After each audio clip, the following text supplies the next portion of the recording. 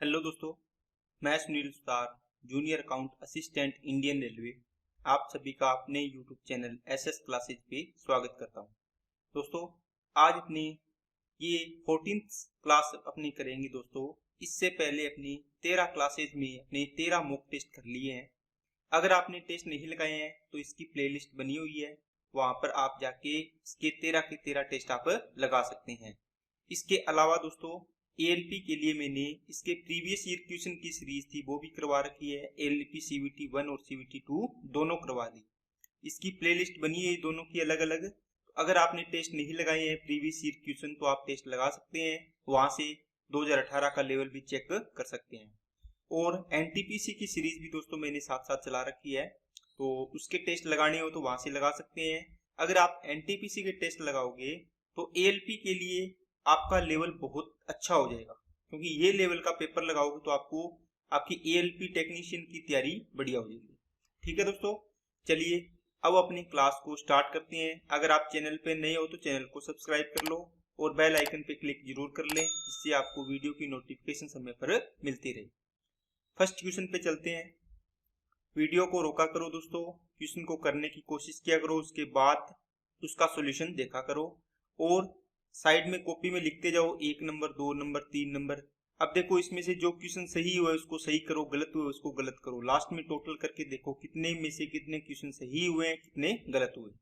ठीक है, और टेलीग्राम ग्रुप बना हुआ है दोस्तों आपके, इसके अंदर ग्रुप के लिंक में दिया हुआ है। ठीक है, तो अगर आपने जितने भी क्वेश्चन होते हैं आप उसमें लिखा करो कि इतने सर, इसमें से मैंने 20 क्वेश्चन थे मान लो, इसमें से मेरे 18 सही हुए, 15 सही हुए, 14 सही हुए, है ना, 17 सही हुए। ये लिख के भेजा करो ताकि मुझे पता चले कि आपकी तैयारी कहाँ तक पहुंची है। तो फर्स्ट क्वेश्चन देखो दोस्तों, सिंप्लीफाई करना है। ये थोड़ा सा इसमें सही मिस्टेक से लिखा नहीं गया था। -5 बड़ा ब्रैकेट 40 प्लस ये मंझला ब्रैकेट 7 प्लस सॉरी माइनस का 3, या फिर मंझला ब्रैकेट फिर बड़ा ब्रैकेट। अब इसको सोल्व करना है। कितना आएगा दोस्तों, देखो सबसे पहले छोटा ब्रैकेट सोल्व करेंगे तो क्या होगा, माइनस माइनस प्लस हो जाएगा, इसको प्लस लिख दो। और 7 और 3 कितना हो गया, 10। अब ये मंझला ब्रैकेट है, इसके अंदर 10 बन गया। ये डिवाइड का साइन है दोस्तों, ठीक है, सॉरी ये डिवाइड का है। तो 10 है। अब 40 डिवाइड बाई 10 करोगे तो कितना आएगा, आप बोलो सर 4 आ जाएगा पूरा। इसका मतलब यहाँ से लेके ये पूरा ब्रैकेट सोल्व किया तो कितना आया, 4। इसके बाहर कितने है, माइनस का 5, 5 चौके कितना हो जाएगा, 20, तो ये -20 आ जाएगा। ठीक है, नेक्स्ट। एक 3 अंकों की संख्या में सैकड़े वाले स्थान का अंक इकाई वाले स्थान के अंक का 4 गुना है और दहाई वाले स्थान का अंक इकाई वाले अंक का 3 गुना है। तीनों अंकों का योग 8 है, तो दहाई वाले स्थान का अंक कौन सा होगा। देखो दोस्तों, ये कह रहा है कि 3 डिजिट है, देखो इकाई, दहाई और सैकड़ा। ठीक है, इसमें क्या दिया है कि इकाई का अंक मान लो 1 माना, ठीक है, इसका 4 गुना कौन सा है, सैकड़े वाला, तो ये 4 हो जाएगा। और दहाई का अंक है वो कितना है, 3 गुना है, किसका, इकाई के अंक का 3 गुना, तो 1 का 3 गुना 3, ये हो जाएगा। ठीक है, अब इनको बोल रहा है कि इनका टोटल कितना हो रहा है, देखो 4 और 3 7 और 1 8, यहाँ पर भी कितना दिया, 8। इसका मतलब आपने ये बराबर बराबर लिया, 8 की वैल्यू 8 होगी, बराबर होगी, 1 की वैल्यू 1 आएगी। ठीक है, तो ये रेशियो में अपने मान लिया था। लेकिन अगर ये ना होता तो इसको डबल करते अपने 2, तो ये कितना होता, इसका 3 कितना गुना है, 3 गुना है इकाई का, तो 3 गुना 6 हो गया। इसका 4 गुना ये तो 8 हो जाता। ठीक है, फिर इसमें ऐड करके देखते, 8 और 6 14 और 2 16। मान लो 16 के अकॉर्डिंग दिया होता कि इन तीनों अंकों का योग 16 के अकॉर्डिंग दिया होता। ये अपनी चीजें अपने चेक कर लेंगे। ठीक है, बाकी आप इसको x मान लो, ये कितना हो जाएगा, 3x दाई का अंक, ये कितना हो जाएगा 4x। सेम चीज है, 4 और 3 7 और 1 8x बराबर 8 हो गया। x की वैल्यू कितनी आ गई, 1 आ गई। यहाँ 1 पुट करोगे वो चीज सेम बन जाएगी, है ना। ठीक है, नेक्स्ट। बर्जेन एक 10 घंटे में एक दीवार लाल रंग से रंग सकता है, बलरी 12 घंटे में दीवार की पूरी तरह से सफेदी कर सकता है। यदि बर्जेन और बलरी बारी बारी से एक एक घंटे के लिए हाल ही में सीमेंटेड दीवार पर तब तक काम करते जब तक कि दीवार पूरी तरह से लाल रंग से नहीं रंग जाती। पूरी दीवार लाल रंग से रंगने में कितने घंटे लगेंगे। दोस्तों, ये सवाल बस कलर में दे दिया कि रेड कलर की दीवार करनी है पूरी, और एक है जो काम को खराब कर रहा है वो इसको व्हाइट कर रहा है। इसका मतलब हुआ ये तो काम करने वाला हो गया प्लस मान लो नल पानी अपनी टंकी वाले सवाल करते हैं, भी भरने वाला पाइप हो गया, ये खाली करने वाला हो गया। करते थे ना उसमें कि ये 10 लीटर पानी भरता है 1 घंटे में, तो ये 5 लीटर खाली कर रहा है। तो काम कितना हो रहा है, दोनों एक साथ करेंगे तो 5 ही काम हो रहा है 2 घंटे में या 2 दिन में, है ना। इसी तरीके से ये है, एक है रेड करनी है और एक है व्हाइट वाला। तो इसको आप क्या लिख सकते हो सर, ये प्लस वाला है और ये माइनस वाला। ये 10 घंटे में कर सकता है, ये 12 घंटे में पूरी दीवार। इसका वर्क मानो कितना आएगा 60, 10 छिका 60, 12 पंजे 60, ये माइनस लगा दो, ये खाली करने मतलब वाइट कर देगा इसको दीवार को। अब ये कह रहा है कि बारी बारी से कर रहे हैं दोस्तों 1-1 घंटे। पहले घंटे में ये 6 काम करेगा, दूसरे घंटे में ये 5 काम माइनस कर देगा, तो 2 घंटे में ओवरऑल कितना काम हुआ। फिर नेक्स्ट घंटे में ये आएगा, फिर अगले घंटे में ये 5 काम माइनस कर देगा। ठीक है, इसी प्रकार का 2-2 का पेयर बनता जाएगा जो पेयरिंग में अपनी सवाल करते हैं। इसका मतलब 2 घंटे में कितना काम हो रहा है, एक ही काम हो रहा है। करना कितना है 60। अब कुछ बच्चे यहाँ पर 60 का गुणा करेंगे, सर 60 हो जाएगा काम तो। लेकिन दोस्तों जो भी काम पहले कर रहा है ना, इसको माइनस कर दिया करो इसमें से। तो इसमें से 6 माइनस किया, कितना है 54। अब इसको 54 तक लेके जाओ तो 54 से गुणा करोगे तो 54 बन जाएगा इसका काम। ये 108 घंटे हो गए और ये कितना हो जाएगा दोस्तों 54 काम हो गया। अब देखो 54 काम तक ये प्रोसेस चलता रहा, 54 टाइम्स तक। देखो 1 2 3 4 5 इस प्रकार ये प्रोसेस एक एक वाला। ठीक है, 6 आया, फिर ये 5, तो 108 घंटे लग गए। अब अगली बार कौन आएगा, अगली बार आप बोलो सर रेड दीवार वाला आएगा। ये 6 का काम बचा था, 6 का 6 काम कर देगा, 60 हो गया। 6 काम करने में कितना टाइम लेता है 1 घंटा, तो 1 घंटा ले लेगा। तो कितना घंटा लग गया 109 घंटे।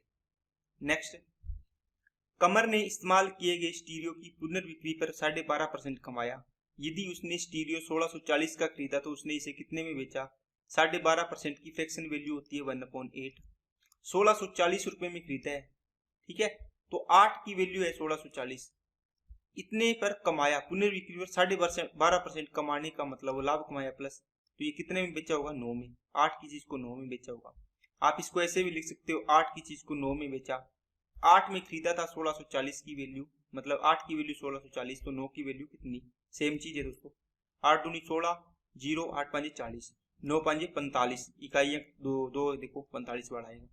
नेक्स्ट, एक रेलगाड़ी समान गति से 50 सेकंड में 3330 मीटर की दूरी तय करती है, तो मीटर प्रति सेकंड में इसकी चाल बतानी है। देखो दोस्तों, यहाँ पर इसको सोल्व करने का 0 काट के 5 का डिवाइड भी कर सकते हो। ऊपर 2 का गुणा, नीचे 2 का गुणा कर दो। ऊपर कितना 0 से 0 तो काट ही दो, 5 दूनी 10 बनेगा, नीचे ये 666 बन गया। अब एक अंक छोड़ के डेसिमल लगा दो, 66.6 मीटर प्रति सेकंड इसका आंसर, सॉरी ये नहीं है, ये बड़ा आंसर आ जाएगा। नेक्स्ट, ये अच्छा सवाल है दोस्तों, इंपॉर्टेंट बढ़िया सवाल है। ठीक है, आपके लिए अच्छे सवाल लेके आया हूं ताकि आपको एग्जाम में इस प्रकार के सवाल मिले तो वहां पर आपको आप घबराओ ना। ठीक है, पाइप ए खाली टैंक को 18 घंटे में भर सकती है दोस्तों। पाइप ए खाली टैंक को 18 घंटे में भर सकती है, ठीक है, ये भरने वाली पाइप है। बी भरी हुई टंकी को 30 घंटे में खाली कर सकती है, ये खाली करने वाली है और ये भरने वाली थी। जब टंकी खाली है तो पाइप को 1 घंटे के लिए चालू किया गया और फिर बंद कर दिया गया। अब पाइप को 1 घंटे के लिए टंकी से पानी निकालने के लिए चलाया गया और फिर बंद कर दिया गया। पाइपों को एक के बाद एक एक करके प्रत्येक समय 1 घंटे के लिए तब तक चालू रखा गया जब तक कि टंकी भर नहीं गई। टंकी को भरने में कितना समय लगा। दोस्तों अभी सवाल किया है, सेम तरीके से सवाल होगा। इसका एलसीएम कितना आया 90, 18 पंजे 90, 30 दिया 90, ये प्लस का 5, ये माइनस का 5।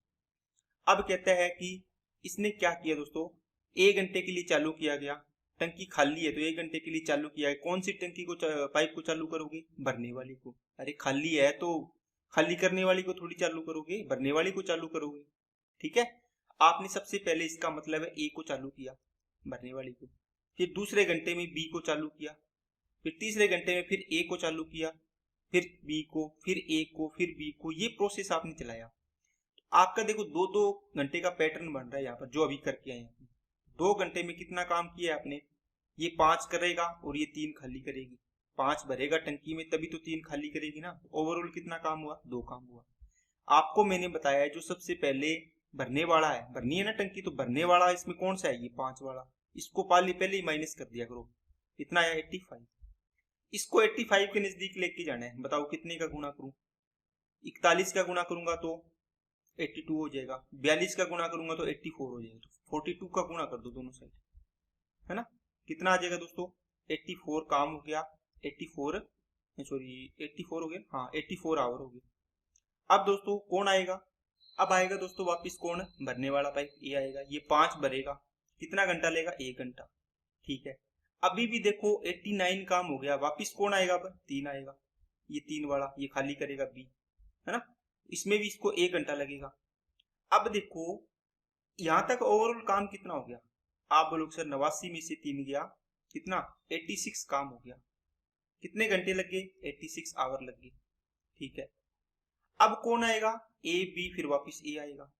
ए बताओ 1 घंटे में कितना काम कर रहा है, 5 काम कर रहा है 1 आवर में, देखो 1 आवर का काम है ये, 5 प्रति घंटे, 3 प्रति घंटे खाली कर रहा है, करना कितना है 90 तक पहुंचना है, 4 ही काम करना है, तो 4 काम में कितना टाइम लगेगा, 1/5 इंटू क्या आ जाएगा, 4 आ जाएगा, यही करते हो ना, तो 4/5 घंटे का मतलब क्या होगा, इसको 60 से गुणा कर दो, मिनट में आ जाएगा 12, 12 चौके 48, इसका मतलब यहाँ पर इसको 4 काम करने हैं तो 48 मिनट लगेंगे। आप बोलोगे सर 86 घंटे 48 मिनट, इसका आंसर आ जाएगा। नेक्स्ट, एक रेलगाड़ी जो एक नियत गति से चल रही है, समान दिशा में चलने वाले 2 व्यक्तियों को 4 सेकंड और 4.2 सेकंड में पार करती है। पहला व्यक्ति 4.5 किलोमीटर प्रति घंटा की गति से चल रहा था, दूसरा 6 किलोमीटर प्रति घंटा की गति से चल रहा था। रेलगाड़ी की किलोमीटर प्रति घंटा में गति क्या थी। देखो कोई भी ट्रेन है दोस्तों, एक ट्रेन है जो भी है, ठीक है, ये ट्रेन वाली क्या करता है, एक व्यक्ति को पार करता है, इसकी स्पीड भी दी हुई है, एक दूसरे व्यक्ति को पार करता है, इसको 4 सेकंड में ट्रेन पार करती है, इसको 4.2 सेकंड में पार करती है। इसकी लेंथ एल होगी, स्पीड इसकी एस मान लो, इसकी स्पीड दे रखी है 4.5 किलोमीटर प्रति घंटा, इसकी दे रखी है 6 किलोमीटर प्रति आवर। अब देखो दोनों में इसकी लेंथ आप बराबर करोगे, क्योंकि ट्रेन की लेंथ ही आएगी कंप्लीट, तो लेंथ बराबर क्या होता है, या लंबाई बराबर स्पीड इंटू क्या होता है, टाइम होता है।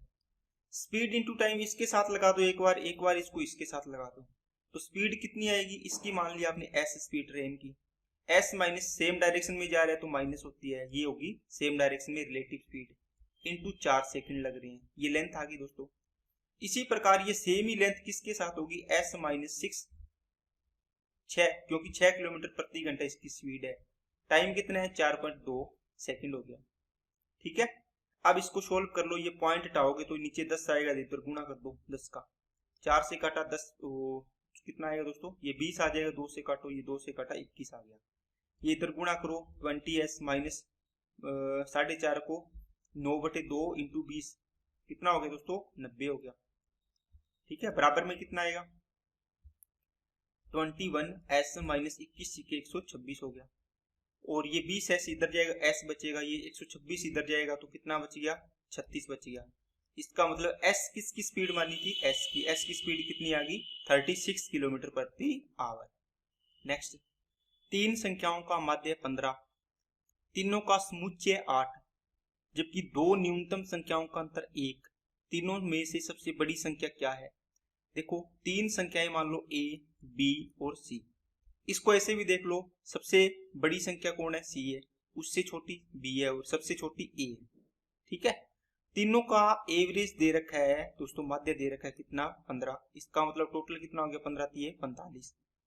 कहते हैं कि समुच्चय का मतलब दोस्तों इंग्लिश में देख लिया करो रेंज, और रेंज क्या होता है हाईएस्ट माइनस लोएस्ट, तो हाईएस्ट कौन सा है, सबसे बड़ी संख्या ये है, सबसे छोटी ये है, तो c और a का अंतर दे रखा है कितना, c माइनस a दे रखा है दोस्तों 8।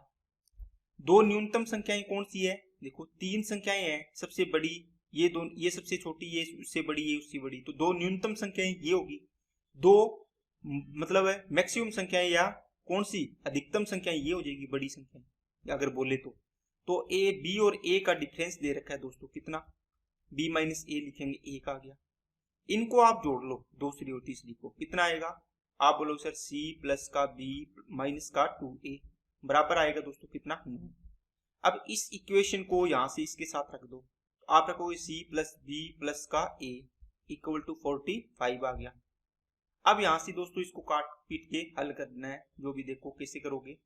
देखो यहाँ पर चिन्ह चेंज कर दो, देखो सी और बी दोनों कट जाएंगे, ये माइनस हो गया, ये भी माइनस हो गया, ये सी से सी गया, बी से बी गया, ये कितना हो गया माइनस का 3 है, ये कितना हो गया माइनस का 36 हो गया, माइनस माइनस प्लस हो गया, ए की वैल्यू कितनी आ गई 12 आ गई। ए की वैल्यू देखो सी निकालना है तो ए की वैल्यू इसमें नहीं रखोगे, ये दिख रहा है आपको सीधा का सीधा, सी की वैल्यू हाँ यहाँ से निकलेगी, ए की वैल्यू 12 यहाँ रखो, इधर आके क्या हो जाएगी प्लस हो जाएगी, तो सी की वैल्यू कितनी होगी 20 होगी। अब इस सवाल में बी की वैल्यू बताओ कितनी आएगी, कमेंट बॉक्स में आंसर देना चाहिए आपका। नेक्स्ट, पाइप ए किसी टंकी को 6 घंटे में भर सकता है, जबकि पाइप बी 4 घंटे में भर सकता है। केवल पाइप बी को 1 घंटे के लिए खोला जाता है, उसके बाद पाइप ए को भी चालू कर दिया जाता है। अब टंकी को भरने में कुल कितना समय लगेगा। अब देखो दोस्तों क्या दिया है, ए है ये 6 घंटे में, अब इसने दिया था ए के साथ मिलकर, देखो यह पाइप बी के साथ मिलकर 4 घंटे में, तो 4 घंटे में ये दोनों कर सकते हैं। ओके, यहाँ से टोटल वर्क 12, 6 दूनी 12, 4 तिया 12। अब बताओ बी का कितना आएगा, यहाँ से ए का तो 2 है, ए और बी दोनों का 3 है, तो इसका 1 बच गई एफिशिएंसी। अब टोटल वर्क कितना है दोस्तों 12, 12 में से ये बी पहले 1 घंटे काम करता है अकेला, 1 घंटे में ये कितना काम कर रहा है 1, तो ये 1 काम कर देगा, मान लो यहां तक कर दिया। इसके बाद रिमेनिंग काम कितना बच गया, आप बोलो सर 12 में से 1 काम कर दिया, 11 बच गया। अब ये 11 काम कर रहा है, तो यहाँ पर तो ए के साथ कौन आ गया बी के साथ कौन आ गया ए और आ गया इस पूरे काम के लिए। यहां से लेके आगे जो भी काम किया है पूरा, इसमें ये दोनों काम कर रहे हैं, तो 11 काम करने हैं, दोनों की एफिशिएंसी कितनी है 3 से करेगा, कितना घंटा हो गया 3 एकम 3 तिया 9 और 2/3 हो गया, और 1 घंटा यहाँ लगा था, तो 3 और 1 4 से 2/3 घंटे हो गए दोस्तों। अब इसको मिनट में चेंज करना है, 60 से गुणा कर दो, ये आ जाएगा दोस्तों कितना 20, और 20 दूना 40, तो 4 घंटे 40 मिनट आंसर आ जाएगा इसका। नेक्स्ट, 90 108 36 का HCF दोस्तों, 90 108 और 36 का HCF निकालना है आपको। HCF का मतलब हाईएस्ट कौन सा है, तो इसमें से देख लो 36 का डिवाइड जा रहा है, सबसे बड़ी संख्या देखो ऑप्शन में क्या है 36, 36 का देखो इसमें जा रहा है, इसमें जा रहा है, इसमें नहीं जा रहा, तो छोड़ दो 36 नहीं होगा। 28 का देखो जा रहा है क्या, नहीं जा रहा, इसको छोड़ दो। 18 5 90, 18 6 108, 18 दूना 36, इसका मतलब ये आंसर हो गया। बाकी आप बेसिक से तो इसको बना सकते हो, ठीक है। नेक्स्ट, यदि कोट ए इक्वल टू √2 + 1, तो tan a minus cot A का मान दोस्तों आपको बताया हुआ है, कोट ए बराबर कितना है √2 + 1, ठीक है। इनके स्क्वायर का डिफरेंस करोगे ना तो 1 आएगा, इसका बताओ मेरे को tan a कितना आएगा, आप बोलोगे सर √2 - 1 आएगा। अगर आपने पीछे की क्लासेस लगाई है तो बोलोगे, नहीं तो नहीं बोल पाओगे, क्योंकि दोस्तों cot A equal to tan a equal to होता है क्या 1/कोट ए। अब देखो यहाँ पर आपने 1/√2 + 1 रखोगे, इसको जब चेंज करोगे √2 - 1/√2 - 1, इसके अपोजिट चिन्ह से गुणा करोगे। मैंने बताया हुआ है इनके स्क्वायर का डिफरेंस, देखो इसका स्क्वायर 2, इसका स्क्वायर 1, इनका 1 आ रहा है, तो इसको ना इसका चिन्ह चेंज करके डायरेक्ट उल्टा लिख दिया करो, इसकी वैल्यू होगी देखो, ठीक है। इसको सोल्व करोगे तो भी यही आएगा। अब पूछे कि tan a minus cot A, तो tan a minus cot A करो, कितना है √2 - 1 माइनस √2 - 1 हो जाएगा। क्या कटेगा यहाँ से, ये कट गया, 1 और 1 -2, तो आंसर आ गया -2। नेक्स्ट, एक त्रिभुज दिया हुआ दोस्तों triangle ABC, AB equal to 10 है, ठीक है, इसको लिख लेते बढ़ा लेते हैं, ABC बढ़ा लिया, AB 10 है, BD दे दिया दोस्तों 6, DC कितना है, DC कितना है 7.5, ठीक है। तो आपको दिया हुआ है कोण A को समद्वि विभाजित करने वाली रेखा आंतरिक रूप से BC को D पर काटती है, ठीक है। देखो कोण से कोण को कर रही है, A को समद्वि विभाजित कर रही है दोस्तों, ये रही समद्वि विभाजित करने किसको कर रही है, कोण A को, इसका मतलब ये इसको बाइसेक्ट कर रही है, ओके। और कौन सी दी है, DC 7.5 दे रखी है, ये इसको D पॉइंट मान लिया, ये 7.5 है, ये कितनी है BD 6 दे रखी है। अब आपको एक नियम पता होना चाहिए, इसकी लेंथ पूछी है, आपको नियम पता होना चाहिए, जब भी दोस्तों एक ट्राइंगल है, इसमें ये कोण है, मान लो इसको अगर ये कोण समद्विभाजित कर रहा है, एंगल बाइसेक्टर है ना, ये कोण समद्विभाजित कर रहा है, इसका मतलब है ये BD और इसको माना C, तो इसकी यहाँ पे ए और बी है ना, ये लंबाइयां, यहाँ से यहाँ तक और यहाँ से यहाँ तक की लंबाइयों का रेशो होता है दोस्तों ए अनुपात बी। समझ में आ गई क्या बात है? इसका मतलब आप लिख सकते हो ए बी अपॉन ए सी का रेशो किसके बराबर होगा? ए बी है तो इधर वाली बी डी आएगी ऊपर, है ना। इधर देखो ए सी है तो ए सी के सामने क्या आएगा? डी सी आएगा। ये चीज है। अब यहाँ देखो ये x मान लो 10 के बटे में x लगा लो, ची 6 लगा लो, है ना। तो बराबर 10 के अकॉर्डिंग क्या आ रहा है? 6 आ रहा है। x के अकॉर्डिंग कितना आएगा दोस्तों? 7.5 आएगा। ये डेसिमल हटाया ऊपर 0 आ गई। 15 चौके 60, 15 पांजे 76 और 10 चौके 40, 40 पांजे कितना आएगा दोस्तों? 10 चौके 40, सॉरी 10 चौके 40 नहीं, 50 बटे कितना आ गया दोस्तों? 4 आ गया। तो 12.5 सेंटीमीटर इसका आंसर आ जाएगा। इसमें आपको ये कॉन्सेप्ट रिवाइज कर लेना है। एंगल वाइज सेक्टर हो तो दोस्तों इनका रेशियो होता है ए अनुपात बी, ठीक है। नेक्स्ट, जीना अपनी माँ से 24 वर्ष छोटी है, इसका मतलब इसकी मदर एंड जीना की आयु में अंतर कितने का हो गया दोस्तों? 24 साल का। ये अंतर चाहे 50 साल पहले की बात करो, 10 साल बाद की बात करो, 8 साल बाद की बात करो ना, तो ये अंतर 24 है तो 24 ही रहेगा। 8 सालों के बाद उसकी माँ की आयु, ठीक है, उसकी आयु की 5/3 गुना हो जाएगी। इसका मतलब है मदर और ये जीना, जो क्या नाम है इसका? जीना। इसकी किसकी? उसकी आयु, मतलब जीना की आयु 3 है तो इसकी माँ की आयु कितनी हो जाएगी? 5। कितने साल बाद में? 8 साल बाद में। इसका मतलब ये 3 आपने बनाते हैं, 8 साल बाद है तो यहाँ से प्रेजेंट से 8 साल बाद। इनकी आयु में कितना डिफरेंस है? 2। लेकिन क्वेश्चन में कितना दिया है? 24। एक की वैल्यू 12, तो 12 पांजे 60, 12 तिया 36 है। आपको पूछा है कि 8 साल, देखो प्रेजेंट में एज तो यहाँ आएगी ना, किसकी? जीना की पूछी है तो 8 साल पहले देखो कितनी होगी? 36 में से 8 गया 28 साल। इसका मतलब ये 28 वर्ष की प्रेजेंट एज है इसकी। नेक्स्ट, जया और विजय के भार का अनुपात 3:5 है, उनके भार का योग 72। विजय का भार देखो 72 की वैल्यू कितनी हो जाएगी? 8 के बराबर, 8 नहीं 72, एक की वैल्यू 9, तो विजय कितना है? 9 पांजे 45 हो जाएगा। नेक्स्ट, 8% साधारण ब्याज पर कोई धनराशि 3.5 वर्षों में 608 हो जाती है, निवेश की गई धनराशि बताओ। देखो 8% की दर से 3.5 साल RT% करो, इसका कितना आएगा? सिंपल इंटरेस्ट है, ये तो आएगा सिंपल इंटरेस्ट। 8 3 24 और 4 28% हो गया। लेकिन ये दोस्तों क्या दिए? अमाउंट। इसका मतलब ये 128% की वैल्यू है, 100% इसमें वो रेट कर दिए, क्या? प्रिंसिपल। 608 हो गया। 100% आपको प्रिंसिपल पूछा है कि कितना निवेश किया था। 608 डिवाइड बाई 128 इंटू में 100, इसको काटो, 6 8 48, कट रहा है क्या?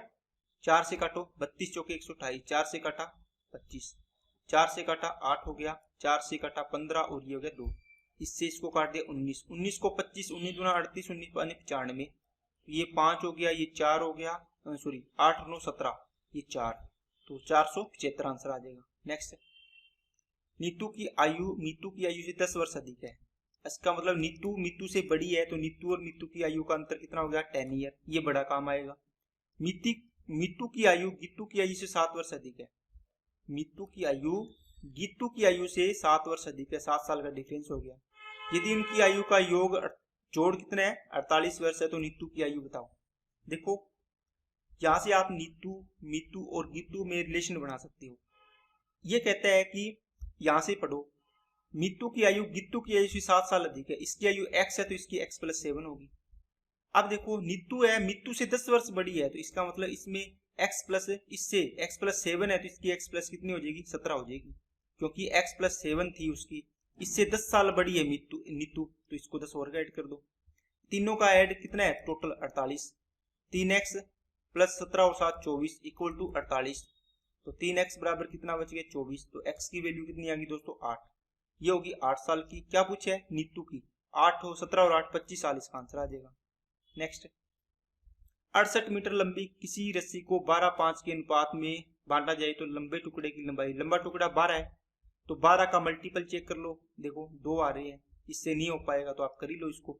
68/17 इंटू में 12 कितना आएगा? 4 12 चौके 48 आंसर आ जाएगा। नेक्स्ट, कौन सी संख्या 16,384 का वर्गमूल है? दोस्तों 16,384 का वर्गमूल निकालना हो, पीछे के 2 अंक देखो, 4 है तो 4 बताओ किससे आ सकता है? या तो 2 का स्क्वायर करेंगे तब आएगा, या 8 का स्क्वायर करेंगे तब 64 आता है, तब 4 आता है इकाई। अब इस दोनों का काम तो हो गया, यहाँ से दो चीजें आ गई। इनको देखो, इससे जस्ट छोटा स्क्वायर रूट स्क्वायर देखो, परफेक्ट स्क्वायर कितना होता है, 12 का स्क्वायर 144, 13 का स्क्वायर 169, 163 से कम जस्ट यही है जो परफेक्ट स्क्वायर है। इसका मतलब किसका स्क्वायर है, 12 का, तो 12 लिख दो। अब या तो 122 का होगा या 128 का होगा, देखो ये दोनों तो कट गए, इन दोनों में से होगा। इसका मतलब इस 12 जो निकाला है आपने, ये इसको 12 को इसके जस्ट आगे वाली संख्या से गुणा करो, 12 13 कितना होता है, 156 होता है। अंदर वाला देखो छोटा है इससे या बड़ा है, आप बोलोगे बड़ा है तो बड़े वाला आंसर हो गया, छोटे वाला नहीं होगा। नेक्स्ट, संयुक्त संख्या का मतलब दोस्तों कंपोजिट नंबर जो भाग जाता है जिसमें, ठीक है, एक से दो से ज्यादा फैक्टर है। 51 है, ये 17 × 3 होता है दोस्तों। ये प्राइम नंबर है, ये प्राइम नंबर है, ये प्राइम नंबर है, इसका मतलब कंपोजिट नंबर क्या हो गया, 51। नेक्स्ट, एक बॉक्स में 3 अलग अलग प्रकार के सिक्के हैं, 7, 6, 8 के अनुपात में, ठीक है, 7, 6 और 8 के अनुपात में इनका कॉइन का रेशियो है। पुराने सिक्कों के मूल्य क्रमशः 1, 5, 10, 1 5 रुपए के, 10 रुपए के। ये 5 रुपए का सिक्का है, 10 रुपए का, ये 1 रुपए का। अब बताओ इसकी फेस वैल्यू है दोस्तों, तो टोटल इसमें रुपए कितने बनेंगे, आप बोलो सर 1 रुपए के, 1 रुपए के 7 सिक्के मतलब 7 रुपए, 5 रुपए की 6 सिक्के, 5 सिक्के 30 रुपए, 10 रुपए के नोट है 8, कितने हो जाएंगे, 80 रुपए हो जाएंगे। टोटल कितने हो गए, 117 हो गए। 117 की वैल्यू दे रखी है 936 रुपए। एक की वैल्यू कितनी आएगी, 7 × 63 करके देखो, 13 × 117, 13 7 91, 2 13 2 26, 9 8 72। इसका मतलब एक की वैल्यू आ गई 8। आपको पूछे 5 रुपए के पुराने सिक्के, तो 5 रुपए के कितने है, 6 रेशियो है, तो 6 की वैल्यू निकाल दो, 6 8 48 आंसर आ गया। ठीक है, तो ये दोस्तों आपके सवाल थे। तो आज की क्लास में इतना ही रखते हैं।